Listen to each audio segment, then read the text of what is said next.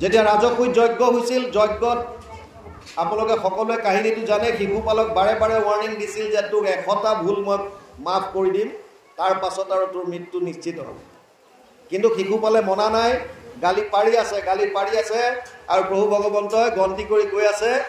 যেতিয়া 100টা হ'ল, চক্ৰ এৰি দিলে আৰু ডিঙি কাটিলে। কিন্তু তেতিয়া এটা আচৰিত ঘটনা হ'ল। ঘটনাটো হ'ল যে এই শিশুপালৰ শৰীৰৰ পৰা আত্মাটো ওলাই, এটা পোহৰ সদৃশ এটা ওলাই প্ৰভু ভগৱন্তৰ শৰীৰত বিলীন হৈ গ'ল। তেতিয়া চবেই দেখিলে। দেখাৰ কাৰণে যুধিষ্ঠিৰে নাৰদক প্ৰশ্ন কৰিছিল, হে দেৱৰ্ষি নাৰদ, ই এটা পাপী আত্মা, শিশুপাল, ইয়াৰ আত্মাটোৱে কেনেকৈ ইমানকৈ মুক্তি পালে, একত্ৰম হৈ গ'ল, ভগৱানৰ শৰীৰত কেনেকৈ বিলীন হ'বলৈ পালে? তেতিয়া নাৰদে এই শিশুপালৰ আগৰ জন্মৰ কথা কয়, যে যাক তুমি এতিয়া শিশুপাল বুলি ভাবিছা, এই শিশুপাল দন্তবক্ৰ, ইহঁতৰ এইটো তৃতীয় জন্ম। ইহঁত আগতে বৈকুণ্ঠত জয় বিজয় হিচাপে আছিল আৰু 4 সিদ্ধ সনক সনন্দ সনাতন শৰৎ কুমাৰ যেতিয়া তালৈ গৈছিল, তেতিয়া তেওঁলোকক এই জয় বিজয়ে লাঠিৰে বাৰীৰে তেওঁলোকক খুচি দিছিল, ইয়ালৈ ক'ত আহিছ তহঁত? আৰু তেতিয়া ক্ৰোধ উঠি পেলাই শাপ দিছিল যে তহঁতৰ যিটো ব্যৱহাৰ, এই ব্যৱহাৰটো পাৰিষদৰ দৰে নহয়। কাৰ দৰে? অসুৰৰ দৰে। সেইকাৰণে যা, তহঁত অসুৰ হৈ যা। আৰু সেইকাৰণে ইহঁতকেইটা প্ৰথম হৈ আহিল হিৰণ্যক্ষ আৰু হিৰণ্যকশিপু। আৰু পিছৰ জন্মত ইহঁতে ৰাৱণ আৰু কুম্ভকৰ্ণ হ'ল। আৰু তেওঁলোকে তৃতীয় জন্মত শিশুপাল আৰু দন্তবক্ৰ হ'ল। এতিয়া এই হিৰণ্যক্ষৰ কথাটো ইয়াত আহিছে। হিৰণ্যক্ষই পৃথিৱীখনকে লৈ গৈ তলত গৈ পেলাই সুমুৱাই থৈ দিছিল, ইমান শক্তিশালী। আৰু যেতিয়া ব্ৰহ্মাক যেতিয়া সৃষ্টি কৰিবলৈ ভগৱন্তই ক'লে, প্ৰভু ভগৱন্ত কেতিয়া প্ৰলয়ৰ পাছত, আপোনালোকে সৃষ্টি কাৰ্যটোৱে বুজক, প্ৰলয়ৰ সময়ত আন একো নাথাকে, কেৱল জল আৰু জল, অনন্ত শয্যাত কেৱল প্ৰভু ভগৱন্ত বিৰাজমান হৈ আছে। তেওঁৰ নাভিৰ পৰা এপাহ পদুম ফুল ওলায় আৰু এই পদুম ফুলৰ পৰা ব্ৰহ্মাদেৱ সাক্ষাৎ তাৰ পৰা সৃষ্টি হৈ ওলায়। আৰু ব্ৰহ্মা যেতিয়া ওলাই পেলাই চালে চাৰিওফালে কেৱল পানী আৰু পানী, তেওঁ ভাবিলে মই ক'ৰ পৰা ওলালোঁ, পুনৰ সোমাই গ'ল এই পদুম ঠাৰিডালে আৰু গৈ পেলাই প্ৰভু ভগৱন্তৰ উদৰত সহস্ৰ বছৰ ঘূৰি থাকিল, একো পাত্তা নাপালে। আকৌ ওলাই আহিল। এইবাৰ তেওঁ চাৰিওফালে চাওঁতে 4খন মুখ হ'ল আৰু শব্দ শুনিলে টপ টপ। তেতিয়া তেওঁ তপ কৰিলে বহু বছৰ। তেতিয়া প্ৰভু ভগৱন্তৰ দৰ্শন দিলে আৰু তেওঁৰ হৃদিস্থিত হৈ বেদৰ জ্ঞান, তেওঁৰ প্ৰভু ভগৱন্ত নিজে হৃদিস্থিত হৈ তেওঁক বেদৰ জ্ঞান দিলে। 4টা শ্লোকত ভাগৱত দিলে ব্ৰহ্মা। আৰু ব্ৰহ্মাই যেতিয়া প্ৰথমতে সৃষ্টি কৰিলে, প্ৰথমতে 4জন কুমাৰ সনত কুমাৰহঁতক সৃষ্টি কৰি যেতিয়া সৃষ্টি বঢ়াবলৈ ক'লে, তেওঁলোকে ক'লে আমিতো ব্ৰহ্মচৰ্য ব্ৰত ধাৰণ কৰিম। তাৰ পাছত তেওঁ মৰিচিকে ইত্যাদি কৰি কেইবাজনো ঋষিমুনিক কৰিলে, সৃষ্টি কাৰ্য বঢ়া নাই। সনক সনন্দক যেতিয়া কৈছিল, তেওঁলোকে নকৰোঁ বুলি কোৱা দেখি ক্ৰোধৰ ভমকত ব্ৰহ্মাৰ ভ্ৰুৱৰ মধ্যৰ পৰা এটা শিশুৰ জন্ম হৈছিল আৰু জন্ম হৈ ৰোদন কৰিবলৈ ধৰিছিল, কান্দিবলৈ। ৰোদন কৰাৰ কাৰণে তেওঁৰ নাম থৈছিল ৰুদ্ৰ। এই ৰুদ্ৰকে বিভিন্ন আৰু নাম দিয়ে, যাক আমি এতিয়া শিৱ, মহেশ্বৰ, ৰুদ্ৰ ইত্যাদি ইত্যাদি হিচাপে আমি জানো। সেইজন ব্ৰহ্মাৰ ভ্ৰুৰ পৰা সৃষ্টি হোৱা, ভ্ৰুৰ মধ্যৰ পৰা তেওঁক সৃষ্টি কৰিবলৈ দিলে। ৰুদ্ৰৰ সৃষ্টিত কেৱল যক্ষ পিশাচ ইত্যাদিবিলাক হ'ল আৰু কাৰো লগত কাৰো মিল নাই। গোটেই সৃষ্টি কাৰ্য ধ্বংস কৰিব বিচাৰিলে। এতিয়া ব্ৰহ্মাই ক'লে বন্ধ কৰা, তোমাৰ আৰু বাদ দিয়া, তুমি তপ কৰিবলৈ যোৱা। তাৰ পাছত তেওঁ নিজৰ শৰীৰৰ পৰা প্ৰথম মানুহৰ সৃষ্টি কৰে, স্বয়ম্ভূৱ মনু আৰু শতৰূপা। এতিয়া ডাঙৰ কথা হ'ল, শতৰূপা আৰু মনুক সৃষ্টিটো কৰি দিলে ব্ৰহ্মলোকত, কিন্তু পৃথিৱীক ইফালে হিৰণ্যক্ষণ ৰসাতলত থৈ দিছে, গোটেই পানী পানী। ক'ত কৰিব এতিয়া, থাকিব ক'ত? তেতিয়া ব্ৰহ্মাই চিন্তা কৰে যেতিয়া কি কৰা হ'ব। তেতিয়া বৰাহ তেতিয়া সৃষ্টি হয়। তেওঁৰ নাসাৰন্ধ্ৰৰ পৰা এটা সৰু পানী এটা ওলাই আহে আৰু সেই প্ৰকাণ্ড ৰূপ ধাৰণ কৰে। তেতিয়া গম পায় আৰু তেওঁ কয় যে চিন্তা কৰিব নালাগে, মই পৃথিৱীক এতিয়া ৰসাতলৰ পৰা উদ্ধাৰ কৰি আনিম। আৰু তাৰ পাছত তেওঁ গৈ তাৰ পৰা আনে, হিৰণ্যক্ষক বধ কৰে। বধ কৰাৰ পিছত এই দেৱতাসকলে তেতিয়া বৰাহক স্তুতি কৰে। এই স্তুতিখিনি বাপ দুজনে ইয়াত এতিয়া ইমান সময় পাঠ কৰি আছিলে ইয়াৰে মই দুটামান ইয়াত পঢ়ি গৈছোঁ তেবে আমি তাতে থাকি তোমাৰ চৰণে ভাতৃপুত্ৰ সমে প্ৰণামীবোৰ ঘনে ঘনে ৰসাতল হন্তে ভূমি আনিলা উদ্ধাৰী তোমাত বিস্ময় ইটো নুহিমহা হৰি পৰম আশ্চৰ্যময় ইটো বিশ্বখান যোগমায়া দ্বাৰে তাকো কৰা সৃজন তুমি ৰসাতলৰ পৰা পৃথিৱীক উদ্ধাৰ কৰি অনাটো একো ডাঙৰ কথাই নহয় কাৰণ তুমি এই বিশ্বকে গোটেই ব্ৰহ্মাণ্ডক কোটি কোটি ব্ৰহ্মাণ্ডক তোমাৰ যোগমায়াৰ দ্বাৰা সৃজন কৰিছা ভগৱানৰ তিনিটা শক্তি মই আপোনালোকক প্ৰথমে কৈছিলোঁ তিনিটাই মূল তত্ত্ব এই তত্ত্ব তিনিটাক তিনিটা শক্তি বুলি ভাবোঁ এটা হৈছে চিত শক্তি বুলি কয় যাক অন্তৰংগ শক্তি বুলি কয় স্বভাৱ শক্তি বুলি কয় যিটোক মই আপোনালোকক ব্ৰহ্মতত্ত্ব বুলি ক'লোঁ তেওঁৰ এটা শক্তি আছে আন শক্তি মায়া শক্তি আৰু এটা হৈছে জীৱ শক্তি এই তিনিটাই মূল শক্তি মায়াৰ শক্তিৰ দ্বাৰাই মায়াৰ তিনিটা গুণ আছে সত্যম ৰজস্তম ইতি গুণ প্ৰকৃতি সম্ভৱ ৪ৰ্থ অধ্যায় ৫ নম্বৰ শ্লোক গীতা তিনিটা গুণৰ পৰা মহতত্ত্ব তাৰ পৰা অহংকাৰ তাৰপিছত পঞ্চভূত ক্ষিতি জল তেজ বায়ু আকাশ য'ত আমি থিয় হৈ আছোঁ পৃথিৱী জল পানী তেজ মানে অগ্নি বায়ু যি আমি গ্ৰহণ কৰিছোঁ আকাশ মানে স্পেচ এই গোটেইবিলাক প্ৰভু ভগৱন্তৰ পঞ্চভূত স্থিতিক প্ৰথমতে কৰিলে তাৰ পাছত পঞ্চতন্মাত্ৰা 5টা বিষয় ৰূপ ৰস গন্ধ স্পৰ্শ শব্দ তাৰ পাছত 5 জ্ঞানেন্দ্ৰিয় শ্ৰোত্ৰ নেত্ৰ জিহ্বা ঘ্ৰাণ আৰু চৰ্ম 5 কৰ্মেন্দ্ৰিয় গুহ্য লিংগ পদ বাণী কৰ আৰু মনৰ 4টা অৱস্থা মন বুদ্ধি চিত অহংকাৰ 24 তত্ত্বৰ সৃষ্টি আৰু এনেকৈ সংসাৰ আগবাঢ়িছে এইকাৰণে ইয়াত কৈছে যে তোমাৰ এই কাৰণে এইটো একো ডাঙৰ কথা নহয় গোটেই বিশ্বখনে তুমি সৃজন কৰিছা হেনয় আশ্চৰ্য কৰ্ম প্ৰভু কৃপাময় যি কৰ্ম কৰিলা প্ৰভু আশ্চৰ্য নহয়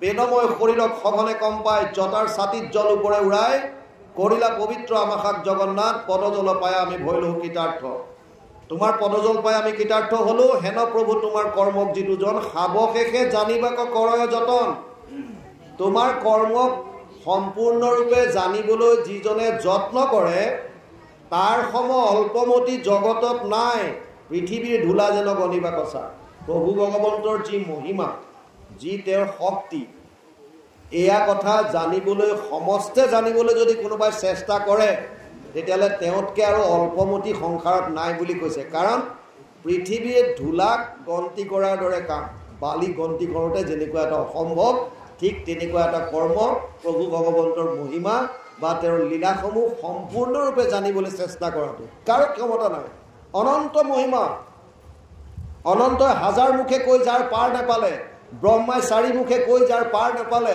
আপুনি মই তাৰ কি পাৰ পাম সেইকাৰণে ক্ৰিয়দাংশ অকণমান ক্ৰিয়দাংশ অলপ অলপ যদি আমি কৰোঁ কাৰণ প্ৰভু ভগৱন্তই অৰ্জুনক কৈছে মোৰ যি জন্ম কৰ্ম সব দিব্য জন্ম কৰ্ম চমে দিব্যম এবং যো ব্যক্তি তত্ত্বতঃ ত্যক্ত্বা দেহ পুনৰ্জন্ম নেতি মামেতি পাণ্ডৱ হে অৰ্জুন 4ৰ্থ অধ্যায় 9 নম্বৰ শ্লোক গীতা হে অৰ্জুন মোৰ যিমান জন্ম কৰ্ম আছে সব দিব্য যদি কোনোবাই এই জন্ম কৰ্মবিলাকৰ মোৰ তত্ত্ববিলাক যদি বুজি পালে তেতিয়াহ'লে শৰীৰ ত্যাগ কৰাৰ পাছত ত্যাগত্বা দেহ পুনৰ্জন্ম নেতি আৰু তেওঁ বাৰে বাৰে আহিব নালাগে ডাইৰেক্ট বৈকুণ্ঠলৈ গতি কৰিব পাৰিব গতিকে সেইকাৰণে যিয়ে হওক আমি অকণমান হ'লেও সেইখিনিকে আমি শ্ৰৱণ কীৰ্তন কৰিব লাগে ব্ৰহ্মাদি ঋষিসকলে কৰিছে আবে হেন কৃপাময় কৃপা কৰিও ক তজু মায়া গুণে বন্দী জগতৰ লোক নিজ শক্তি অনুসাৰে তোমাৰ চৰণে কৰো যেন ভক্তি হবে কায় বাক্য মনে এহি দায়া লোকক কৰি প্ৰভু দেৱ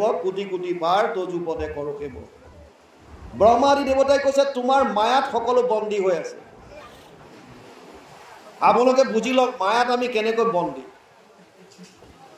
চাওক ভগৱানৰ 3টা শক্তি আপোনালোকে বাৰে বাৰে মই ৰিপিট কৰিম মনত ৰাখি ল'ব খালি আজি এটা হৈছে চিত শক্তি মানে ভগৱান বুলি বুজি লওক ব্ৰহ্ম শক্তি এইটো তেওঁৰ অন্তৰংগ শক্তি স্বভাৱ শক্তি কোটি কোটি ব্ৰহ্মাণ্ডৰ যাৰ কটাক্ষতে তেওঁ সৃজন কৰিব পাৰে কেৱল সংকল্প মাত্ৰত সৃজন কৰিব পাৰে তেওঁ কেৱল যদি ভাবি যায় যে কোটি কোটি ব্ৰহ্মাণ্ড সৃষ্টি হওক বছ হৈ যাব এনেকুৱা যাদুগৰৰ টাইপৰ এই হাতত ওলাও বুলি কোৱাৰ লগে লগে ওলাই যাব তেনেকুৱা খেল গতিকে সেইটো সত্য সংকল্প বুলি কয় তেওঁৰ এটা শক্তি আছে সত্য সংকল্প সেইটো কোৱালিটিটো আৰু ইয়াত কৈছে এতিয়া যে মায়া তেওঁৰ দ্বিতীয়টো শক্তি হৈছে মায়া এতিয়া আমাৰ লগত মায়াই কেনেকৈ আমাক বান্ধি ৰাখিছে খেলটো চাওক। মায়াৰ 3টা গুণ আছে বুলি আপোনালোকক ক'লোঁ, সত্য, ৰজ আৰু তম। এই 3টাটো বুজি পালে, সত্য, ৰজ, তম 3টা গুণ। এই 3টাৰ কোৱালিটিটো বুজি লওক। সত্যম ৰজস তম ইতি গুণ প্ৰকৃতি সম্ভৱ নিবধ্নন্তি মহাবাহু দেহে দেহিনাম অব্যয়ম। 4th অধ্যায় 5 নম্বৰ শ্লোক গীতা। অৰ্জুনক কৈছে, হে অৰ্জুন, মোৰ মায়াৰ 3টা গুণ আছে, এটা সত্যগুণ, এটা ৰজগুণ, এটা তমগুণ। আৰু এই 3টা গুণে আত্মাক শৰীৰৰ লগত বান্ধি থাকে। কেনেকৈ এতিয়া বুজক। আগতে 3টা গুণৰ কোৱালিটিটো বুজি লওক। কোনটো গুণ কেনেকুৱা। সত্যগুণ বাঢ়িলে কি হয়? তত্ৰ সত্বম নিৰ্মলত্বত প্ৰকাশকম অনাময়ম জ্ঞান সংগেন বদনাতি সুখ সংগেন চানঘ। 4th অধ্যায় 6 নম্বৰ শ্লোক গীতা। হে অৰ্জুন, সত্যগুণটো নিৰ্মল, প্ৰকাশময়। যেতিয়া সত্যগুণ আমাৰ হৃদয়ত বৃদ্ধি হ'ব, আপোনালোকে গম পাব, তেতিয়া আপোনালোকৰ মনত ভাল ভাল চিন্তাধাৰা আহিব, অহিংসা ভাৱ আহিব, ঈশ্বৰৰ চিন্তন কৰিবলৈ মন যাব, দহৰ কল্যাণ কৰিবলৈ মন যাব, শান্তিৰে বহুত সময় বহি থাকিব পাৰিব, চুলুং পুতুং হৈ নাথাকে। এয়া সত্যগুণৰ প্ৰভাৱ। যদি ৰজগুণ বাঢ়ি থাকে, ৰজু ৰাগাত্মকম বৃদ্ধি কৃষ্ণ সংগ সমুদ্ভৱম তম নিবধ্নন্তি কৌন্তেয় কৰ্ম সংগেন দেহিনাম। 4th অধ্যায় 7 নম্বৰ শ্লোক গীতা। হে অৰ্জুন, ৰজগুণ হৈছে ৰাগাত্মক। ৰজগুণ ৰাগাত্মক। ৰাগাত্মক মানে আসক্তি বঢ়ায়। আসক্তি আপোনাৰ বস্তুৰ প্ৰতি, পুত্ৰ, পত্নী, ঘৰ দুৱাৰ, টকা পইচা, খালি তালে মন গৈ থাকিব। আৰু ৰজগুণৰ এটা হৈছে আপোনাৰ ভাৱ এনেকুৱা আহিব, জাক জমকতা, নেম এণ্ড ফেম বিচাৰিব, যশ বিচাৰিব। মই ক'ৰবালৈ গ'লে মানুহে মোক বিৰাট জয় জয়কাৰ কৰক, মোৰ নাম লৈ বিৰাট একদম মোৰ কাৰণে জাপি এটা আনক, স্পেচিয়েল কোৱালিটিৰ, মোক দিয়া গামোচাখন অলপ বেলেগ হওক ইত্যাদি। জাক জমকতা, নেম এণ্ড ফেম বিচৰা, এইবিলাক হৈছে ৰজগুণৰ প্ৰভাৱ। তমগুণ, তমগুণৰ প্ৰভাৱ হৈছে প্ৰমাদ আলস্য নিদ্ৰাভি, মানে প্ৰমাদৰ দৰে কাম কৰিব, আলস্য ভাৱ আহিব, এলেহুৱা ভাৱ। আপুনি কৰ্তব্য যিটো কৰিবলগীয়া আছে এই মুহূৰ্তত আপুনি ক'ব যে বাদ দে, আজি নকৰোঁ, কাইলৈ কৰিম। এইটো ভাৱ মনলৈ আহিলে গম পাব যে তমুগুণে ক্ৰিয়া কৰিছে। 10 মিনিট পিছত কৰিম বুলি ভাবিলেও ভাবিব যে তমুগুণে আহি গ'ল। এই তত্ত্ববিলাক বুজি ল'লে আপোনালোকে নিজকে পূৰা ছাৰ্ভে কৰি থাকিব পাৰিব যে কোনটো সময়ত মোৰ মনলৈ কি ভাৱ আহিছে, কিয় আহিছে, কোন গুণে ক্ৰিয়া কৰিছে। এলেহুৱা ভাৱ, শুই থাকিবলৈ যদি মন গ'ল, বাৰে বাৰে বিচনাখন দেখিলেই খালি পৰিবলৈ মন গ'ল, তেতিয়াও গম পাব যে তমুগুণ আহি গ'ল, বাঢ়িছে।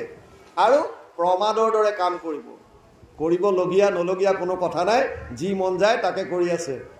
এইবিলাক ভাৱ আহিলে জানিব যে মোৰ তমুগুণ বৃদ্ধি পাইছে। এতিয়া ঘটনাটো চাওক, আমাক কেনেকৈ বান্ধি ৰাখিছে। আমি সকলোৱে এক মুহূৰ্তও নৰোৱাকৈ কাম কৰি আছোঁ, আৰু কামবিলাক আমি কৰাৰ আগতে আমাৰ মনলৈ, চবৰ মনলৈ এটা ভাৱ আহে, যাৰ যেনেকুৱা ভাৱ তাৰ তেনেকুৱা কৰ্ম। এইটোতো আপোনালোকে মানি লৈছে। আজি আপোনালোকৰ মনলৈ ভাৱ আহিছে, ইয়ালৈ আহিবলৈ আপোনালোক আহিলে। মইতো আহোঁতে ভাবিছিলোঁ তাত হ'ব জানো ভকত, ইমান আহি আছোঁ সুধা সুধা ৰাস্তাই, গাঁও চাওঁ দেখা নাই ইফালে সোমাই আনোতে। কিন্তু চাওক আহি গৈছে। তাৰমানে কি, মনলৈ ভাৱ আহিছে যে ভাগৱত হ'ব, শুনিব লাগে, যাব লাগে, য'তে নহওক কিয়। গতিকে আল্টিমেটলি মনলৈ ভাৱ যাৰ যেনেকুৱা আহে সি তেনেকুৱা কৰ্ম কৰে। এতিয়া ভাৱবিলাক ক'ৰ পৰা আহে? ভাৱবিলাক আহে ভগৱানৰ পৰা। অৰ্জুনক কৈছে, হে অৰ্জুন, মানুহৰ মনলৈ 24 ঘণ্টাত 1200 পৰা 60,000টা ভাৱ আহে। এইটো আমেৰিকান এটা এজেঞ্চিয়ে ছাৰ্ভে কৰি উলিয়াইছে। 1200 পৰা 60,000 চিন্তা 24 ঘণ্টাত। তাৰে 80টা বেয়া চিন্তা, ব্যৰ্থ চিন্তা, অলাগতিয়াল চিন্তা। 90% চিন্তা ৰিপিট হয়, অহাটোকে বাৰে বাৰে আহি থাকে। কেৱল 80টা চিন্তা বেয়া, 20টা চিন্তা পজিটিভ বা ভাল চিন্তা আহে। গতিকে কেনেকুৱা ভয়ানক কথা চিন্তা কৰি চাই লওক। এই চিন্তাবিলাক ক'ৰ পৰা আহে? আমাৰ মনলৈ যে ইমান ভাৱ আহে ক'ৰ পৰা? যিটোৰ ওপৰত বেছ কৰি আমি কাম কৰোঁ। আপুনি সিদ্ধান্ত লয়, মই এইটো কৰিম, মই সেইটো কৰিম। কিহৰ ওপৰত? আপোনাৰ ভাৱৰ ওপৰত। ভাৱবিলাক ক'ৰ পৰা আহে? অৰ্জুনক কৈছে যে বুদ্ধি জ্ঞান অসম্মোহ ক্ষমা সত্যম সমদম সুখম দুখম ভাব অভাব ভয় চ ভয়মেব চ অহিংসা সমতা তুষ্টি তপো দানম যশো অযশ ভবন্তি ভাৱভূতানাম মত্তএব পৃথক বিধা। 10ম অধ্যায় গীতা 4 আৰু 5 নম্বৰ শ্লোক। অৰ্জুনক কৈছে হে অৰ্জুন, তোৰ মনলৈ যিমান ভাৱ আহে, বুদ্ধি জ্ঞান অসম ক্ষমা সত্য সম দম সুখ দুখ সৃষ্টি প্ৰলয় যিমান আহে, অহিংসা সমতা তুষ্টি তপ দান যশ অযশ, যত যিমান ভাৱ আহে মোৰ পৰা আহে। কিয় কেনেকৈ? কাৰণ ভগৱানৰ যি 3টা গুণ আছে সত্য ৰজ তম, এই 3টা গুণে আমাক ক্ৰিয়া কৰিছে। 3টা গুণৰ পৰা 3 ধৰণৰ ভাৱ আমাৰ মনলৈ আহে। সত্য গুণৰ যেতিয়া বাঢ়িব সাত্বিক ভাৱ আহিব। সাত্বিক ভাৱ আহিলে সাত্বিক কৰ্ম কৰিবলৈ মন যাব, চিধা ফৰ্মুলা। ৰজোগুণ যেতিয়া বৃদ্ধি হ'ব ৰাজসিক ভাৱ আহিব। ৰাজসিক ভাৱ আহিলে ৰজোগুণৰ কাম কৰিবলৈ মন যাব, যাক জমকতা ফূৰ্তি তামাচা বস। আৰু যদি তমোগুণ বৃদ্ধি হয় তামসিক ভাৱ আহিব, হিংসা কৰ্ম কৰিবলৈ মন যাব, আপোনাৰ শুই থাকিবলৈ মন যাব, এলেহুৱা ভাৱ আহিব, আলস্যৰ ভাৱ আহিব, কৰিবলগীয়া কামবিলাক পিছুৱাই থাকিব। গতিকে 3টা ভাৱ অৰ্জুনক কৈছে যে চৈব সাত্বিকা ভাৱ ৰাজসস্তামচয়ে মত্ত এবেদি তান বিধি নাচহম তেসু তে মই। 7ম অধ্যায় 12 নম্বৰ শ্লোক গীতা। হে অৰ্জুন, তোৰ মনলৈ যিমান ভাৱ আহে সাত্বিক ৰাজসিক তামসিক চব মোৰ পৰা আহে। খালি এটা কথা বুজি ল, গোটেই সংসাৰখন ভাৱৰ ওপৰত চলি আছে। আজি আমাৰ সমাজত আমি একেলগে এটা ঠাইত থাকোঁ। এখন গাঁৱকে লৈ লওক আপুনি। এখন গাঁৱত 100টা পৰিয়াল আছে। 100টা পৰিয়ালত একে পৰিৱেশ, একে ধৰণৰ খাদ্য অভ্যাস, একেটা পৰিৱেশত ডাঙৰ দীঘল হৈছোঁ। তাৰ ভিতৰতে কোনোবাই বেয়া কাম কৰিছে, কোনোবাই ভাল কাম কৰিছে। কিয়? একে হ'ব লাগিছিল চব। তাৰ মাজতে কোনোবাই ভাল কৰ্ম কৰি গৈ আছে, কোনোবাই বেয়া কাম কৰি গৈ আছে। কিহৰ কাৰণে? কাৰণ ভাগ। ত্ৰিভীৰ গুণে মই ভাৱেই ৰভি সৰ্বমিদম জগত মোহিতম নাভিজানাতি মামেভ্য পৰম অব্যয়ম। 7ম অধ্যায় 13 নম্বৰ শ্লোক গীতা। হে অৰ্জুন, গোটেই জগত ভাৱৰ ওপৰত চলি আছে, গোটেই জগত। সেইকাৰণে ব্ৰহ্মাই কৈছে যে তুমি আমাক এনেকুৱা কৃপা কৰা, জীৱসকলক কৃপা কৰা, এহি দয়ালোকক কৰিও প্ৰভুদেৱ কোটি কোটি বাৰ তজুপদে কৰো সেৱ। কেনেকৈ? নিজ শক্তি অনুসাৰে তোমাৰ চৰণে কৰো যেন ভক্তি হবে কায় বাক্য মনে। কাৰণ তোমাৰ মায়াৰ পৰা পৰিত্ৰাণ পাব পৰা উপায় কেৱল তুমিয়ে দিব লাগিব। ভগৱানৰ মায়াৰ পৰা হাত সাৰিবৰ কাৰণে আপুনি কোনোবা এঘৰ মানুহলৈ গৈছে, তেওঁৰ ঘৰত যদি এটা কুকুৰ থাকে, পোহনীয়া কুকুৰ এটা, আপুনি গেট খোলাৰ লগে যদি কুকুৰটোৱে যদি ভুকি পেলাই ওলাই আহে, তে আপুনি নিশ্চয় মালিককেই মাতিব, ঘৰৰ মানুহটোক, দে তোৰ কুকুৰটো ধৰ। আৰু সি আহি পেলাই টমি জিমি কিবা এটা নাম দি মাতিলে কুকুৰে নেজ জোকাই জোকাই বহি যাব, কাৰণ তাৰ পালনীয়া। এতিয়া মায়া শক্তিটো কাৰ? ভগৱান কৃষ্ণৰ। গতিকে যেতিয়ালৈকে আপুনি মালিকৰ চৰণত নধৰিব তেতিয়ালৈকে পৰিত্ৰাণ ক'ৰ পৰা পাব? এইকাৰণে গীতাত অৰ্জুনক কৈছে দৈবহি আস গুণময়ী মম মায়া দূৰত্বয়া মামেব যে প্ৰপদ্যন্তে মায়ামেতাম তৰন্তিতে। 7ম অধ্যায় 14 নম্বৰ শ্লোক গীতা। হে অৰ্জুন, যদি ইয়াৰ পৰা পৰিত্ৰাণ পাব বিচাৰিছ, কেৱল আৰু কেৱল মোৰ চৰণত শৰণ ল, তাৰ বাহিৰে গতি নাই। মামেব যে প্ৰপদ্যন্তে মায়ামেতাম তৰন্তিতে, মোৰ চৰণত শৰণ ল'ব লাগিব। সেইকাৰণে ব্ৰহ্মাৰ লগতে বাকী দেৱতাসকলক বৰাহৰূপী ভগৱানক প্ৰাৰ্থনা কৰি কৈছে যে নিজ শক্তি অনুসাৰে তোমাৰ চৰণে কৰো যেন ভক্তি হবে কায়ো বাক্য মনে। প্ৰতিজন জীৱই যাতে তোমাক কায় মনোভক্তে তোমাৰ চৰণত যাতে ভক্তি কৰিব পাৰে, এইটো কৃপা কৰা। এহি দায়া লোকক কৰি প্ৰভু দেৱ কোটি কোটি বাৰ তজু পদে কৰ সেৱ। এই সংকেত আমাক কৃপা কৰা। ইয়ালৈকে গৈছে, ইয়াৰ পাছত অলপ পাঠ যাওক, তাৰপিছত আলোচনা কৰিম। কৃষ্ণ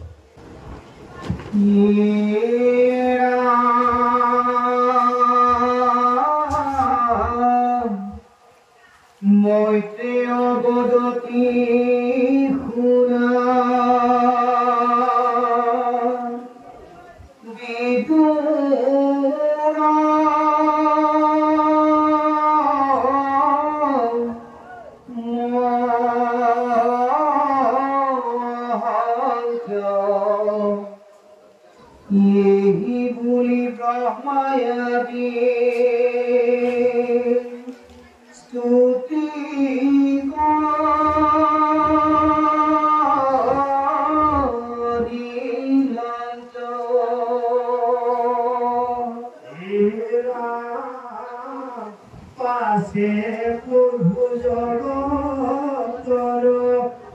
অতি ভৱ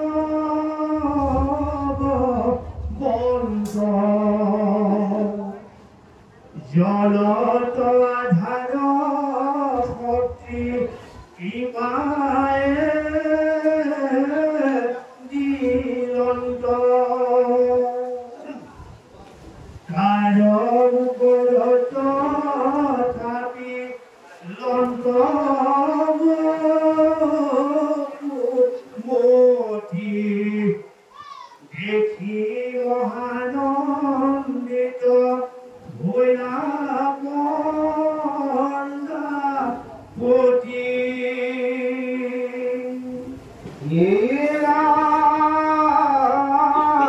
পুত্র গণহমে প্রেমে আনন্দে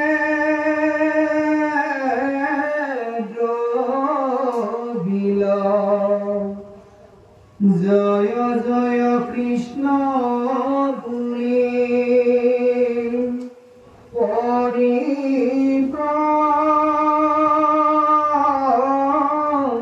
পরিপ্রাণামিল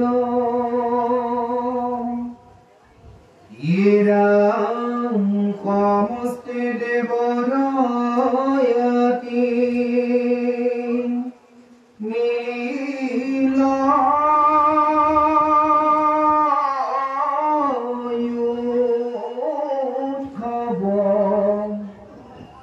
ঘরে ঘরে জয় জয় করে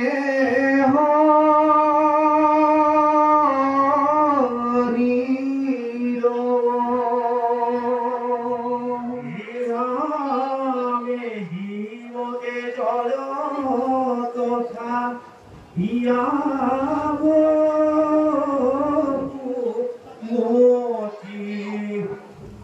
নিজ স্থানে সরি গয়া পাশে যদুপতি আবেহি হরি ইলা কুনিবার ফল মহুতাক শুনি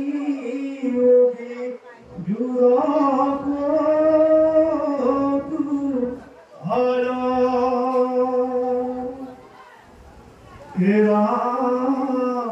বৰা ঘূৰণীলা ইটো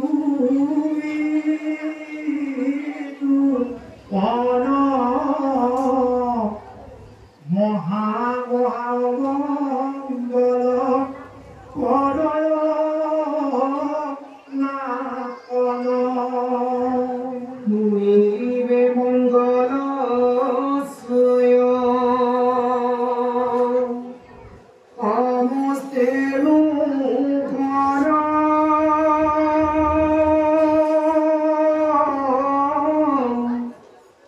শ্রবণ কীর্তন করে ইয়াপজে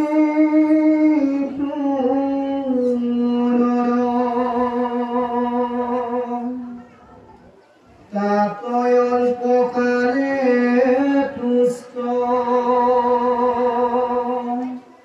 ভুয়ে কৃপাময়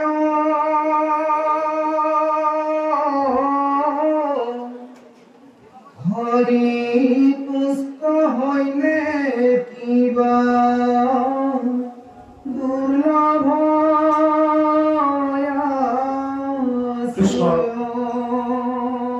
কৃষ্ণ পদে কৈছে মৈত্ৰেয় বদতি শুনা বিদুৰ মহন্ত এহি বুলি ব্ৰহ্মা আদি স্তুতি কৰিলন্ত কথা চলি আছে মৈত্ৰেয় আৰু বিদুৰৰ মাজত ভাগৱত প্ৰথম স্কন্ধৰ পৰাই কেইবাজনো বক্তা কেইবাজনো শ্ৰোতাৰ মাজত বিভিন্ন ধৰণে হৈছে আমি আপোনালোকক প্ৰথমতে ক'লোঁ 28 সহস্ৰ ঋষিৰ শৌনককে মুখ্য কৰি তেওঁলোক শ্ৰোতা আৰু তেওঁলোকৰ ওচৰত ভাগৱত কৈছে সুতমুনি বক্তা কাৰ কথা ক'লে ক'লো? সুখদেৱ আৰু পৰীক্ষিতৰ কথা। সুখদেৱ বক্তা, পৰীক্ষিত শ্ৰোতা।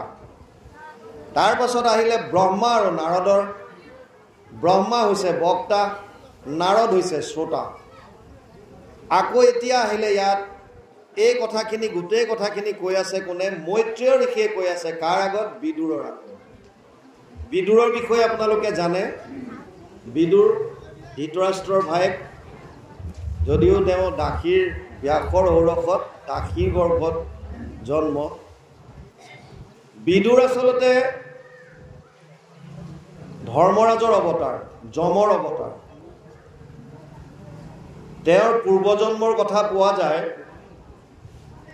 মাণ্ডব্য বুলি এজন ঋষি আছিল।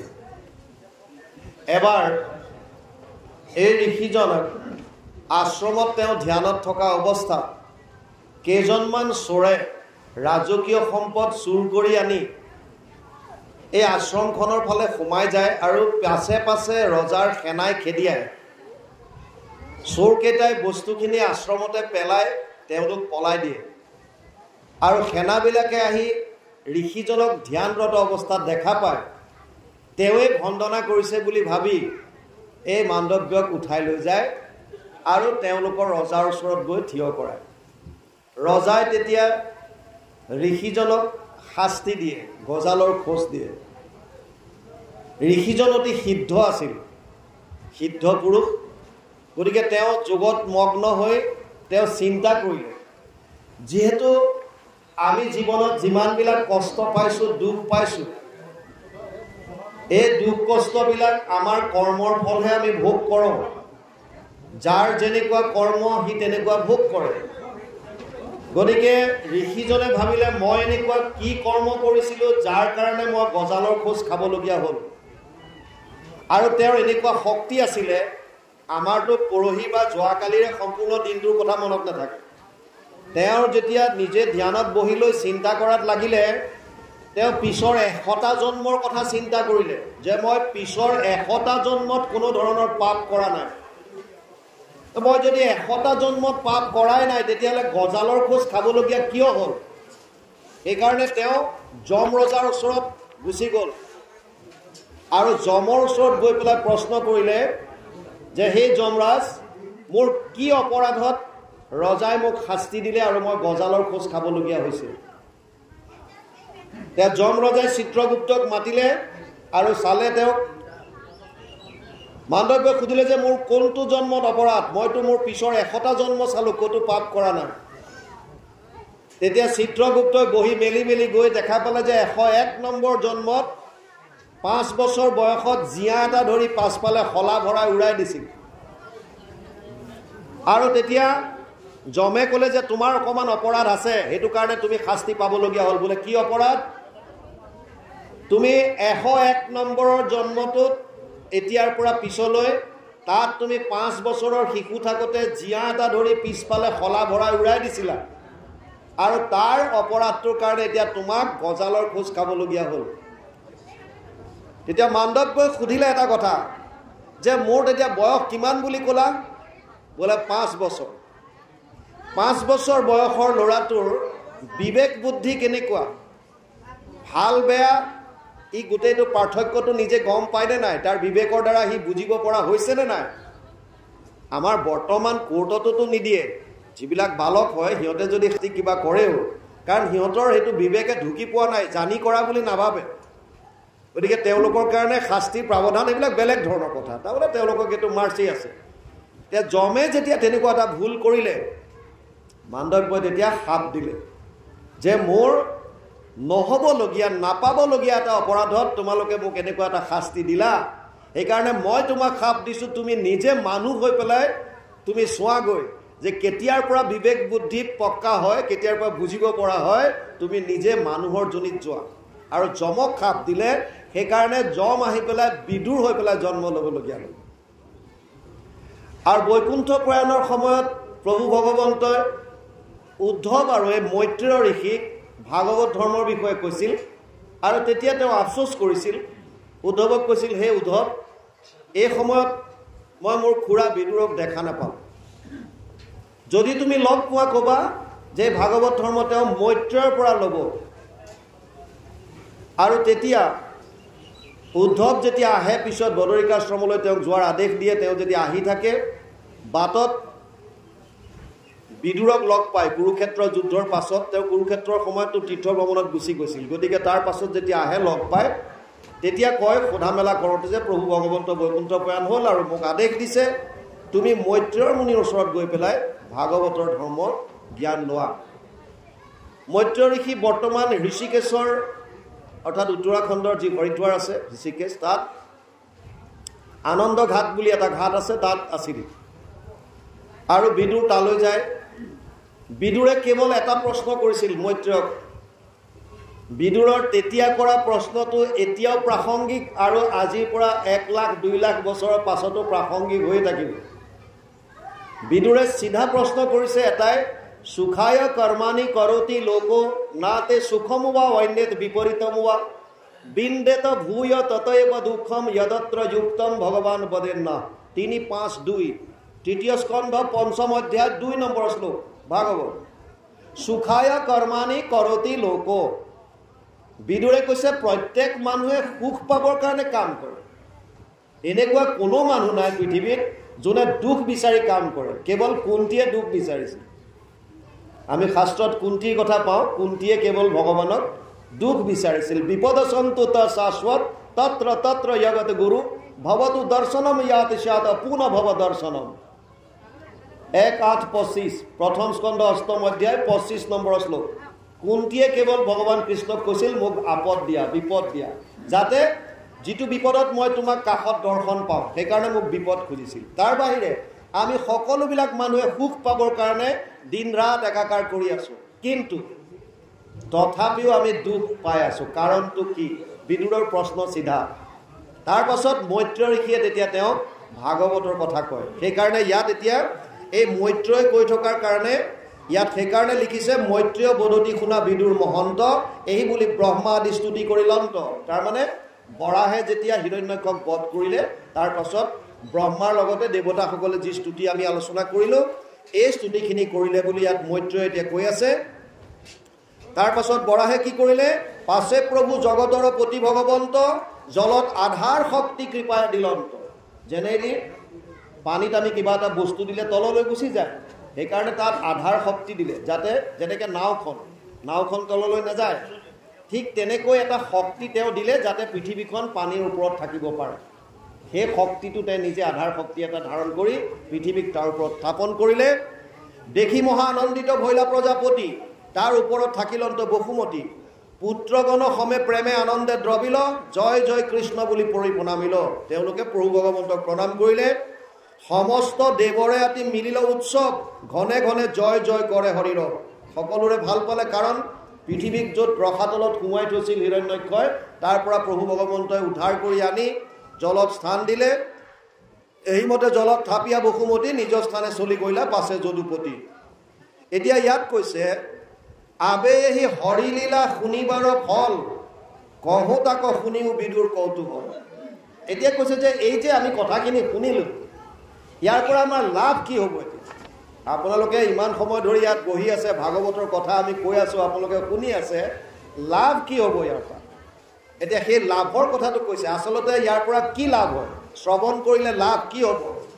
ইয়াত কৈছে বৰাহ প্ৰভুৰ লীলা ইটো বিটো পল, মহা মহা অমংগল কৰয়নাশন। যদি আপুনি ইয়াত শ্ৰৱণ কৰে, আমাৰ জীৱনত চাওক, প্ৰত্যেকৰ জীৱনত 3 ধৰণৰ তাপে আমাক তাপিত কৰি ৰাখিছে।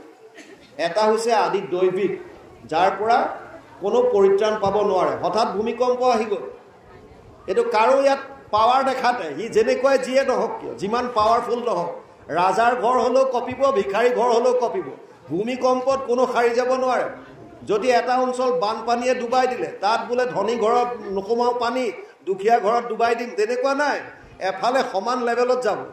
গতিকে দৈবিক দোষত যিবিলাক, দৈবিক কৃপাত যিবিলাক আহে, সেইবিলাক বস্তুৰ পৰা কোনো সাৰিব নোৱাৰে। এইটো হৈছে আদি দৈবিক। আদি ভৌতিক সেইবিলাক যিবিলাক ভূত মানে প্ৰাণীক বুজাইছে। কুকুৰে কামুৰিলে, মেকুৰীয়ে আঁচুৰিলে, মানুহে মানুহক কিবা কষ্ট দিলে, এইবিলাক হৈছে আদি ভৌতিক। তেনেকুৱা কষ্ট আমি পাওঁ। আৰু তৃতীয়টো হৈছে আধ্যাত্মিকতা। আধ্যাত্মিক 2 ধৰণৰ। এটা হৈছে শাৰীৰিক। আমাৰ শৰীৰৰ বিভিন্ন ধৰণৰ অসুখ থাকে, এই অসুখবিলাকৰ পৰা আমি তাপিত হৈছোঁ, কষ্ট পাই আছোঁ। শৰীৰৰ বিভিন্ন অসুখ আছে। আৰু এটা হৈছে মনৰ অসুখ। আটাইতকৈ ভয়াৱহ বস্তু হৈছে মানসিক ৰোগ। মনৰ যিটো কষ্ট, ডিপ্ৰেশ্যন যিটো কওঁ, মনৰ যিমানবিলাক দুখ আছে এইবিলাক অতি ভয়ানক। ইয়াৰ পৰা পৰিত্ৰাণ পাবলৈ বহুত কষ্ট। যেতিয়ালৈকে আধ্যাত্মিক জ্ঞান নাই, যেতিয়ালৈকে ঈশ্বৰ কৃষ্ণত তেওঁ একাত্মভাৱে শৰণ নলয়, মানসিক চিন্তাৰ পৰা তেওঁ উদ্ধাৰ পাব নোৱাৰে। কাৰণ বাকী কোনো শাস্ত্ৰই আপোনাক মানসিক শান্তিৰ পৰা উদ্ধাৰ কৰিব পৰা উপায় দিয়া নাই। কেৱল ব্যাসদেৱে কৈছে এতদস্মাৎ পৰম কিঞ্চিত মনশুদ্ধেনা বিদ্যতে। কেৱল ভাগৱতক কৈছে যে ভাগৱতে আপোনাক মানসিক চিন্তাৰ পৰা উদ্ধাৰ কৰি আনিব পাৰিব, ইমানবিলাক তাপৰ পৰা আপোনাক উদ্ধাৰ কৰি আনিব পাৰিব। সেইকাৰণে ইয়াত লিখিছে বৰা প্ৰভুৰ লীলা ইটো বিটোপন মহা মহা অমংগল কৰয় নাকন। আমি প্ৰাৰব্ধত যিবিলাক লৈ আহিছোঁ, চাওক আমাৰ দুখ সুখৰ কথাবিলাকো বুজি যাওক। কাম নকৰাকৈ কোনো মানুহ থাকিব নোৱাৰে। নাহি কচ্ছিত ক্ষণমপি জাতু তিষ্ঠত্য কৰ্মকৃত। 3য় অধ্যায় গীতা 5 নম্বৰ শ্লোকত অৰ্জুনক কৈছে কোনো মানুহ এক মুহূৰ্ত কাম নকৰাকৈ থাকিব নোৱাৰে। নাম্বাৰ 1, অৰ্থাৎ আমি কাম কৰিবই লাগিব। আৰু যদি আপুনি কাম কৰে তাক 3 ধৰণৰ ফল থাকে। 3 ধৰণৰ ফল আপুনি পাবই। কেনেকুৱা? অনিষ্টম ইষ্টম মিশ্ৰম চ ত্ৰিবিধা কৰ্মনা ফলম। 8ম অধ্যায় 12 নম্বৰ শ্লোক গীতা। ভাল বেয়া বা মিশ্ৰিত আপুনি যিয়ে কাম নকৰক তাৰ 3টা ফল, 3 ধৰণৰ ফল হ'ব পাৰে। হয়তো আপোনাৰ কৰ্ম কৰাৰ বিপৰীতে আপুনি ভাল ফল পাব, হয়তো আপুনি বেয়া পাব, আৰু নহ'লে মিশ্ৰিত, ভাল বেয়াৰ মাজে মাজে আহিল। বুজি পালে? গতিকে আমি এই কোটি কোটি বাৰ জনম লওঁতে যিমানবিলাক কৰ্ম কৰিলোঁ, ইয়াৰ ফলবিলাক প্ৰতিটো জীৱৰ এগেইনষ্টত একাউণ্টত চব নোট হৈ আছে। চব প্ৰতিটো জীৱৰ এগেইনষ্টত সুকীয়া সুকীয়াকৈ নোট হৈ আছে। আৰু আমি যেতিয়া এটা শৰীৰ বাদ দি পেলাই পুনৰ এটা শৰীৰ ধাৰণ কৰিবলৈ যেতিয়া যাওঁ, তেতিয়া সেই সঞ্চিত কৰ্মৰ পৰা এটা অংশ আমি লৈ আহোঁ ভোগ কৰিবলৈ। যদি তাত কেৱল যদি পুণ্য আহিল, অৰ্থাৎ ভাল যদি আহিল, তেতিয়া আপোনালোকে দেৱতাৰ শৰীৰ পাব, স্বৰ্গলোকত থাকিব পাৰিব দেৱতা হৈ। তাৰমানে আপুনি ময়ো বহুবাৰ দেৱতা হৈ আছোঁ। যিবিলাক দেৱতাক এতিয়া মানুহে পূজা কৰি আছে সেয়া দেৱতা তেওঁ নিজেও বহুবাৰ হৈ আছিল। কাৰণ যেতিয়া আপোনাৰ পুণ্য আহিব আপুনি নিজে দেৱতা হৈ থাকিব। কিন্তু কেতিয়ালৈকে? অৰ্জুনক কৈছে তে ত্বম ভুক্তোৱা স্বৰ্গলোক বিশালম ক্ষীণে পুণ্যে মৃত্যুলোকম বিশন্তি। 9ম অধ্যায় 21 নম্বৰ শ্লোক গীতা। হে অৰ্জুন, পুণ্যত যেতিয়ালৈকে থাকিব তেতিয়ালৈকে স্বৰ্গত থাকিব। পুণ্য ক্ষয় হ'লে আকৌ আহিব লাগিব, ঈশ্বৰাশী লাখ ভুঞ্জিবই লাগিব, তাৰ বাহিৰে গতি নাই। আৰু যদি পাপ আনে, অকল যদি বেয়া যদি আহে, তেতিয়া অধোজনী পাব। কীট পতংগ, পোক পৰুৱা, এই বিষ্ঠাত গাঁতত থকা কীটটো হ'ব পাৰে। আপোনাৰ পাপৰ পৰিমাণ কেনেকুৱা তেনেকৈ ভোগ কৰিব লাগিব। যিমান পাপ আছে সিমান দিনলৈকে ভোগ কৰক। আৰু যদি মিশ্ৰিত, তেতিয়া মনুষ্যৰ জন্ম। এটা মিশ্ৰিত লৈ আহিছে আপুনি, পাপ পুণ্য দুইটা আনিছে, সেইকাৰণে সুখ দুখ দুইটা ভোগ কৰিবই লাগিব, বিচাৰক বা নিবিচাৰক। আপুনি বিচাৰিলেও পাব, নিবিচাৰিলেও পাব। এতিয়া চাওক, ইণ্টাৰেষ্টিং কথাটো শুনক। বিদুৰে কৈছে যে চবেই সুখৰ কাৰণে চেষ্টা কৰে তথাপিও দুখ পায়। কাৰণটো কি? কাৰণ আপুনি লৈ আহিছে দুখ, যিটো লৈ আহিছে সেইটো ভোগ কৰিবই লাগিব। আৰু ইণ্টাৰেষ্টিং কথা, যেনেকৈ দুখটো লৈ আহিছে আপুনি সুখো আনিছে। মানুহৰ জীৱনত আহিছে যেতিয়া সুখ দুখ দুইটা আনিছে। যদি দুখ নিবিচৰাকৈ আপুনি দুখ পাইছে, তেতিয়াহ'লে সুখ নিবিচৰাকৈ সুখ পাবনে নাই? চিধা ফৰ্মুলা। আপুনি যদি দুখ নিবিচৰাকৈ দুখ যেতিয়া আপুনি পাইছে জীৱনত, তেতিয়া সুখ নিবিচৰাকৈও আপোনাৰ জীৱনলৈ সুখ আহিব। আপুনি বিচাৰি হাবাথুৰি খাবৰ কোনো প্ৰয়োজন নাইকিয়া। বুজি পাইছেনে? এতিয়া ঘটনা হ'ল, আমি যদি লৈ আহোঁতে তাত যদি প্ৰাৰব্ধত আমাৰ বেয়া আহিল কিবা, তেতিয়া আমি সেইটো ভোগ কৰিব লাগিব। কিন্তু এতিয়া ফৰ্মুলাটো, আচল ফৰ্মুলাটো শুনক। যদি আপোনাৰ ক্ৰিয়ামান কৰ্ম ভাল হয়, মানে বৰ্তমান আপুনি কি কৰিছে, আপোনাৰতো বেয়া বস্তু লৈ আহিলে যেনিবা, আপোনাৰ প্ৰাৰব্ধ অতি বেয়া। কিন্তু যদি আপোনাৰ এতিয়া কৰ্ম ভাল হৈছে, আপুনি ভকতৰ সংগ লৈছে, শাস্ত্ৰ অধ্যয়ন কৰিছে, সদায় শ্ৰৱণ কীৰ্তন কৰিছে, তেতিয়াহ'লে আপোনাৰ প্ৰাৰব্ধবিলাক নিমিত্ত মাত্ৰ হৈ যাব। কেনেকৈ শুনক। এহাল নলে গলে লগা বন্ধু আছিল। এজন সদায় সন্ধিয়া সময়ত ক্লাবত যায়, আৰু এজনে সদায় সন্ধিয়া ভকতৰ লগত নামঘৰত গৈ ভাগৱতৰ শ্ৰৱণ কীৰ্তন কৰে। এনেকৈ দিন গৈ আছে। ক্লাবলৈ যোৱাটোৱে তাৰ লগৰ ল'ৰাটোক সদায় কয়, এই তই এই বয়সত কি ভাগৱত শ্ৰৱণ কৰ, আচল তই সোৱাদবিলাক পোৱাই নাই, ক্লাবত ব'ল, তাত চাবি তাত মৌজ মস্তি, কেনেকুৱা ডান্স হয়, কেনেকুৱা খোৱা বোৱা, আচল তই মানুহৰ জীৱনৰ যিটো ৰস এইটো ক্লাবত গ'লেহে পাবি, কি ভকতৰ লগত বহি থাক। সি ক'লে নাই, মই ইয়াতে পৰম আনন্দ পাইছোঁ। এদিন দুইজনকে তৃতীয় এজন বন্ধুৱে ৰাতি নিমন্ত্ৰণ দিলে ভাত খাবৰ কাৰণে, ভোজন কৰিবৰ কাৰণে। সেইদিনাখন ক্লাবলৈ যোৱাটোৱে বিৰাট জোৰ কৰিছে, আজিতো ব'ল, আজি ব'ল, আমি তাৰ পৰাই ক্লাবৰ পৰাই গুচি যাম তাৰ ঘৰত। সি ক'লে আজিও নাযাওঁ, মই নামঘৰলৈকে যাম, তই যা, 9টামান বজাত আহি যাবি, দুইটা একেলগে ইয়াৰ পৰা যাম। ক্লাবলৈ যোৱাটোৱে ভাবিলে ইয়াক আৰু বুজাই লাভ নাই, ই মানে আল্টিমেটলি ভাগৱতৰ মাজত সোমাই পৰিল, গতিকে কৈ লাভ নাই। সেইকাৰণে ক্লাবলৈ গ'ল, 9টামান বজাত আহিছে, ইও ভাগৱত সামৰি ভকতৰ লগত ওলাই গৈছে। নামঘৰটো এনেকুৱা ওখ আছিল, এই ওলাই যাওঁতে কিবা কাইদাত সি উজুতি খাই পৰিল আৰু একদম তলত গৈ পৰিলগৈ, মানে বাটচৰাৰ বাহিৰত গৈ পৰিলগৈ, ৰাস্তাত পৰিছে বাগৰি। তেনে সময়তে ক্লাবৰ পৰা আহি পেলাই লগৰ ল'ৰাটোক পাইছে, সি দেখিছে ই বাগৰি গৈ পেলাই তলত পৰিল। তাক উঠাবলৈ যাওঁতে দেখিছে তাৰ ভৰিৰ পৰা তেজ ওলাই আছে, আৰু ভালকৈ চাই লক্ষ্য কৰিছে যে তাৰ ভৰিত গজাল এটা সোমাই আছে। সি গজালটো টানি উলিয়াই দিয়াৰ লগতে সেইকণতে এটা সোণৰ বিস্কুট পালে, আৰু সোণৰ বিস্কুটটো পাই পেলাই সি কৈছে, দেখিলি তইতো বৰ ভাগৱত কৈ থাক নহয়, তোৰ ভাগৱত শুনি কি লাভ হ'ল, তই গজালৰ খোজ খালি, ওপৰৰ পৰা লুটি খাই পৰিলি, ভৰিত দুখ পালি, তেজ ওলাল তোৰ, আৰু মোৰ চাহ ক্লাবলৈ গ'লোঁ আৰু আহি পেলাই এইটো সোণৰ বিস্কুট পালোঁ। তাৰ মনত সেইদিনা এই বস্তুটোৱে ক্ৰিয়া কৰিলে। আমাৰ কিছুমান কথা, আমাৰ মনৰ দুটা ভাগ আছে, আমি 10%হে ইউজ কৰোঁ, 10%ও নহয়, 5% মান। যেনেকৈ টাইটানিক যেতিয়া খুন্দা খাইছিল, আপোনালোকে যোনে যোনে জানে দেখিব, বৰফৰ যিটো ঢেলা আছিল তাৰ 90% তলত আছিল, অকণমানহে ওপৰত ওলাই আছিল। ঠিক তেনেকৈ আমাৰ ব্ৰেইনৰ 90% ছাবকনচিয়াছ মাইণ্ডত থাকে, অৱচেতন মনত থাকে, ইয়াত চব কথা সোমাই থাকে। 10% মাত্ৰ আমাৰ ওলাই থাকে, সেইটোৱে আমি জাগ্ৰত অৱস্থাত ইউজ কৰি থাকোঁ, বাকী চব অৱচেতন মনত সোমাই থাকে। আৰু ইয়াৰ পৰা উলিওৱাৰ টেকনিকটো যোনে গম পালে সেইজনে সদায় প্ৰখৰ হৈ যায়, সেইজনে জ্ঞানৱান হৈ যায়, সেইজনে উন্নতি প্ৰখৰত গুচি যায়। এই টেকনিকবিলাক শিকিব লাগিব, কেনেকৈ আমি উলিয়াব পাৰিম, কেনেকৈ কি কৰিব পাৰি, এইবিলাক অভ্যাস চব যি কি নহওক। এতিয়া ইয়াৰ অৱচেতন মনত এইটো সোমাই গ'ল যে তই ভাগৱত শুনাৰ পাছতো তই গজালৰ খোজ খালি। আৰু এতিয়া দ্বিতীয় কথাটো বুজক, যেতিয়া মানুহৰ মৃত্যু হয় আমি কওঁ যে আত্মাটো ওলাই যায়, সঁচা কথা, আত্মা ওলাই যায়, কিন্তু আত্মা অকলে যাব নোৱাৰে, আত্মা অকলে যাব নোৱাৰে। আমাৰ শৰীৰটো যদিও আমি এনেকৈ দেখোঁ, ইয়াৰ ভিতৰত আৰু দুটা শৰীৰ আছে, এইটোক স্থূল শৰীৰ বুলি কয় বা ভৌতিক শৰীৰ বুলি কয়।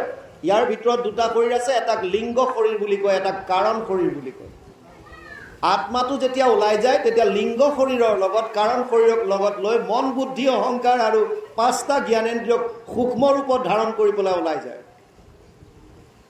এতিয়া এই মনটোতো লগত গুচি যায় আত্মাৰ লগত, সেইকাৰণে মানুহ এজন মৰাৰ পাছত লিংগ শৰীৰত মনটো যায় কাৰণে সেই আত্মাই যেতিয়া বেলেগ শৰীৰ ধাৰণ কৰে তাক আগৰ জন্মৰ সংস্কাৰে তাৰ ওপৰত ক্ৰিয়া কৰে।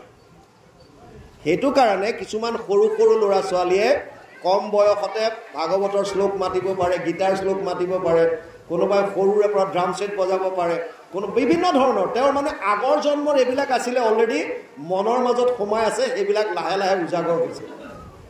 এতিয়া এই ল'ৰাটোৰ যেতিয়া ভাগৱতলৈ অহা ল'ৰাটোৰ মৃত্যু হ'ল সময়ত, তেওঁ যমৰ ওচৰত যাওঁতে তেওঁৰ কনচিয়াছ ছাবকনচিয়াছ মাইণ্ডত সোমাই আছিলে এইবিলাক চব অৱচেতন মনত। তেওঁ যমক সুধিলে যে মোক তুমি মোৰ কৰ্ম অনুসাৰে স্বৰ্গলৈ পঠোৱা বা পাতাললৈ পঠোৱা, নৰকলৈ পঠোৱা, য'ত পঠোৱা পঠাবা, এটা প্ৰশ্নৰ উত্তৰ দিয়া খালি, বোলে কোনটো? সেইদিনা মোৰ কি অপৰাধ আছিল, মই ভগৱানৰ ওচৰত তেওঁৰ লীলাসমূহ শ্ৰৱণ কীৰ্তন কৰি আছিলোঁ ভকতৰ লগত, আৰু লীলা শ্ৰৱণ কৰি ওলাই আহি পেলাই মই লুটি খাই পৰিলোঁ আৰু মোৰ গজালৰ খোজ খালোঁ, গতিকে মোৰ অপৰাধ কি? তেতিয়া যমৰাজে চিত্ৰগুপ্তক আকৌ ক'লে, তেওঁ আনিলে ৰেকৰ্ড পূৰা চালে আৰু চাই ক'লে যে তোমাৰ প্ৰাৰব্ধ ইমান বেয়া আছিলে, সেই নিৰ্দিষ্ট দিনটোত তুমি চোকা অস্ত্ৰৰ আঘাত খাবলগীয়া আছিল ভয়ংকৰভাৱে। তাৰমানে ধৰক ডেগাৰ মাৰিব লাগিছিল কোনোবা, বা ক'ৰবাত ডাঙৰ এক্সিডেণ্ট হ'ব লাগিছিল, কিন্তু তোমাৰ কৰ্মৰাজি ভাল হোৱাৰ কাৰণে, কাৰণ তুমি ভাগৱতত আশ্ৰয় ল'লা, ভগতৰ লগত ভাগৱত শ্ৰৱণ কীৰ্তন কৰিলা, গতিকে তোমাক সেইটো ডাঙৰ বিপদৰ পৰা আনি পেলাই প্ৰাৰব্ধ শেষ কৰিব ভগৱানো নোৱাৰে। সেইকাৰণে ক'লে মই নিমিত্ত কৰাই দিলোঁ, কেৱল গজালৰ সামান্য খোজ এটা খালাটো।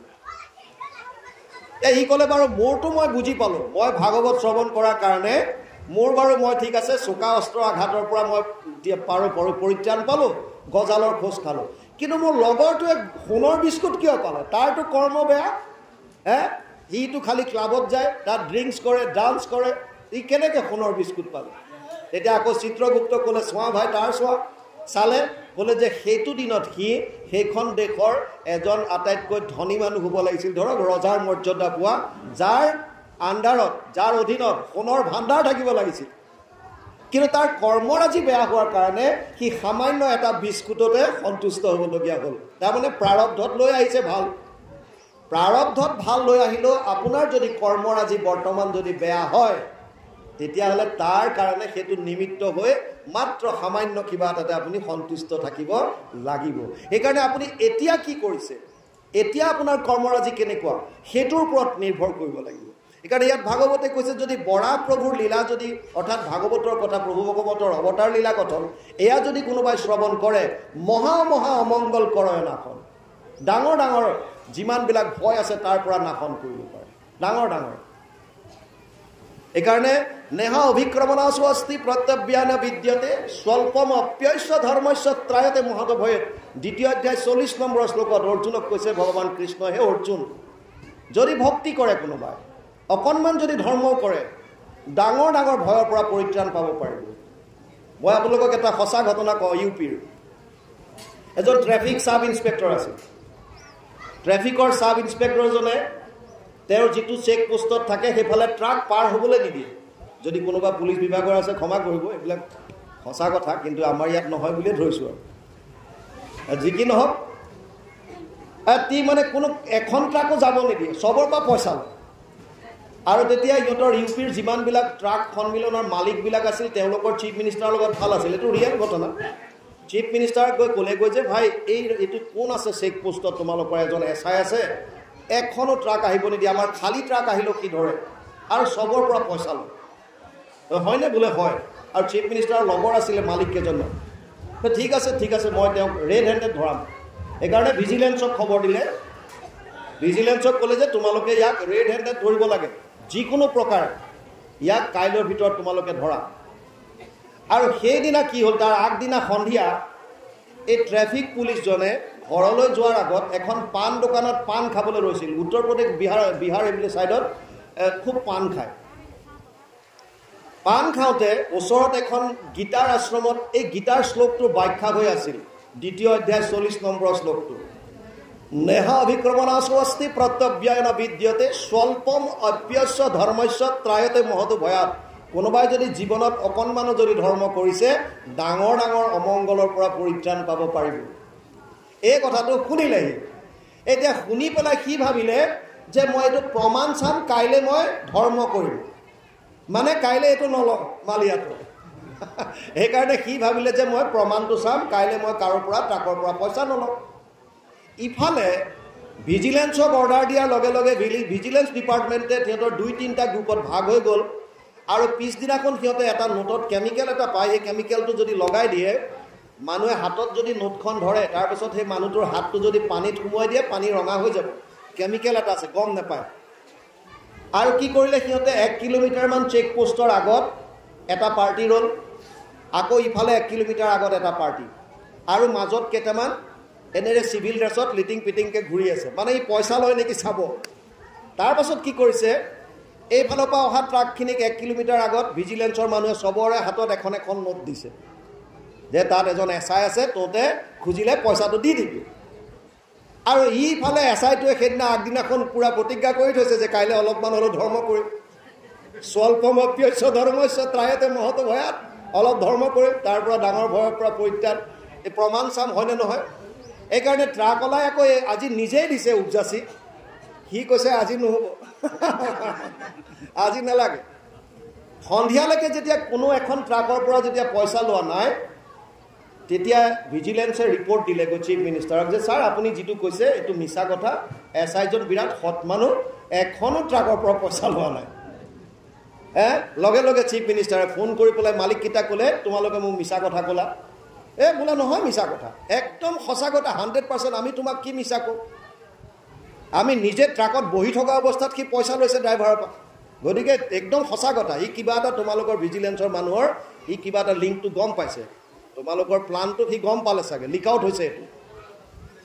তাৰপিছত আহি পেলাই যেতিয়া মালিকীয়ে তেনেকৈ কওঁতে ভিজিলেন্সৰ মানুহক আকৌ সিহঁতক চিফ মিনিষ্টাৰে ক'লে যে তোমালোকৰ এইটো যিটো প্লান আছিল এইটো লিক হৈছে, তোমালোকৰ মাজৰ কোনোবাই হয়তো ক'লে তাক। কৈছে নাই এইটো হ'বই নোৱাৰে, অসম্ভৱ। চিফ মিনিষ্টাৰে সিদ্ধান্ত ল'লে যে তাক উঠাই আনা, তেতিয়াহ'লে ফাইনেল ডিচিশ্যন লৈ আহা, তাক মাতি দিয়া, মই মাতিছোঁ বুলি কোৱা। মাতি দিলে আৰু SI-জন গ'ল, বাকী চব মানুহ বাহিৰলৈ উলিয়াই দিলে। তাক অকলে চিফ মিনিষ্টাৰৰ ভিতৰত সোমাই ল'লে, কৈছে শুনা তোমাৰ এগেইনষ্টত এটা আমি খবৰ পাইছোঁ, তুমি ট্ৰাকৰ পৰা পইচা লোৱা, হয়নে নহয়? সি কৈছে হয় ছাৰ লওঁ। তুমি আজি কিয় লোৱা নাই?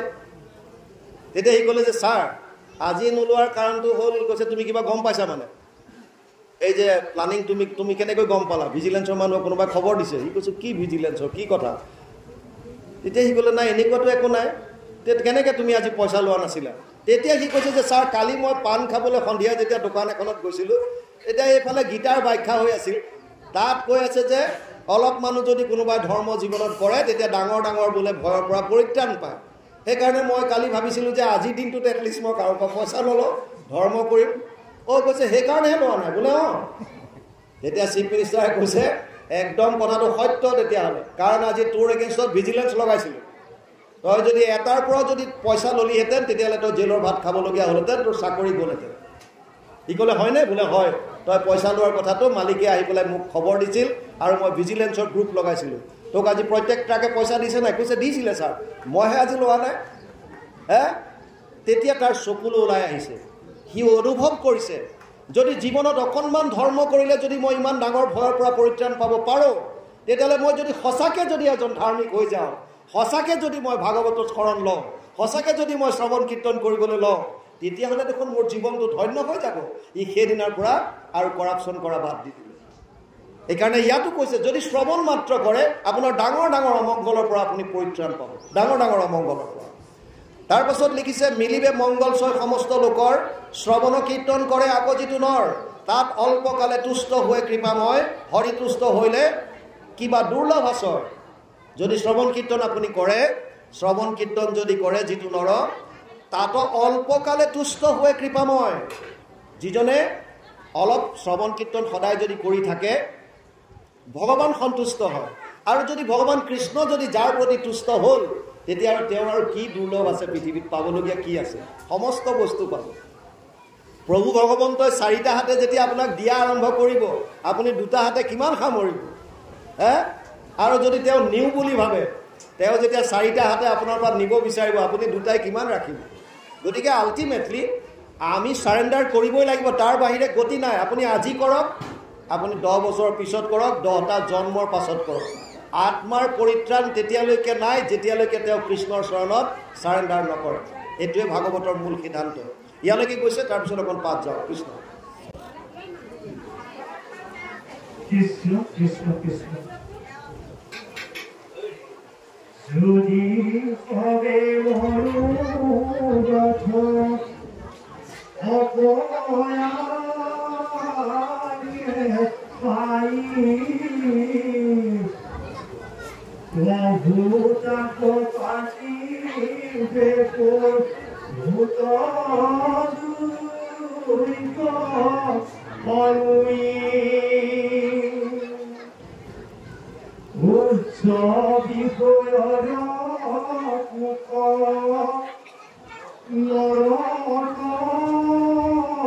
এইটো ভলিউমটো কমাই দিছে নেকি? ইমান অহা নাই। এই ভলিউমটো কমাই থৈছে নেকি পাঠৰ?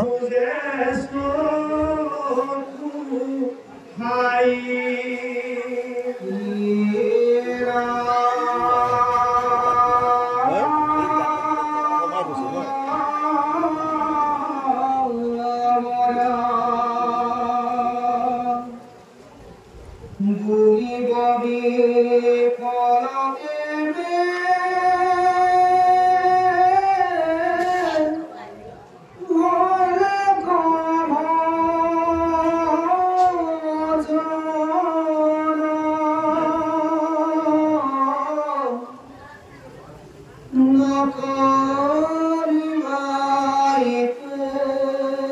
তুমি সংসাৰ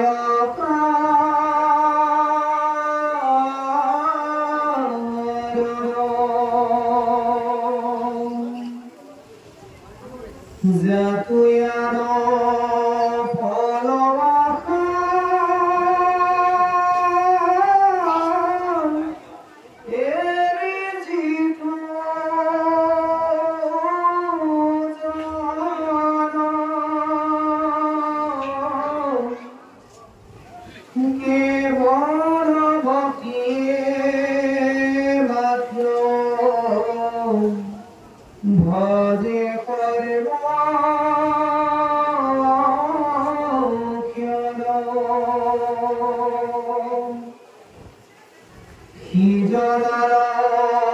ভক্তি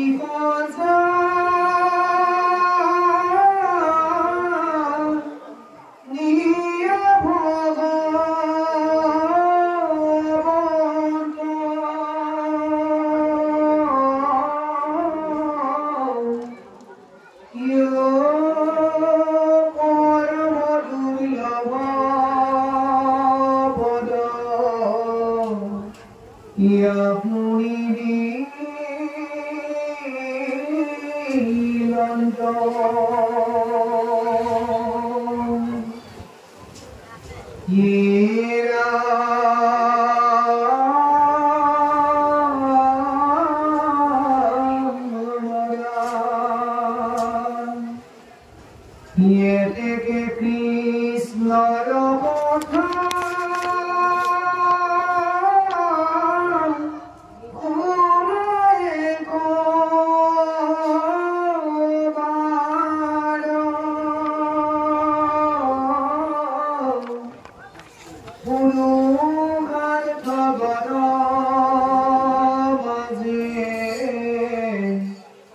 যদি জানা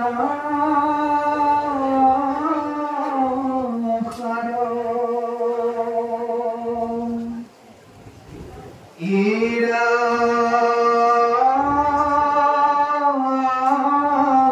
মৰা সংসাৰৰ দুখ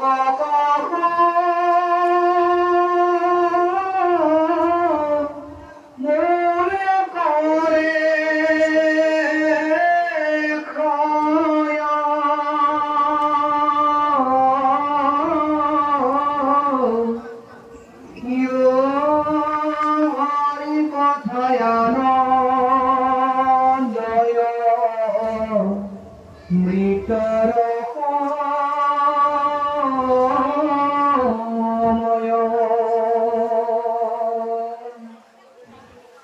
ইয়াতকেনে পুনৰূপী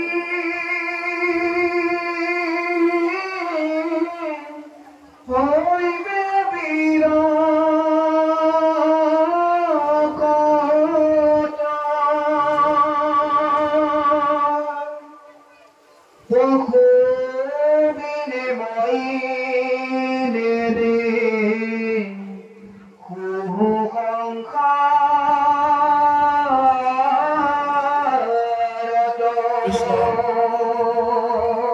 কৃষ্ণ অনৱতি পলমে দ্বিতীয় খণ্ড।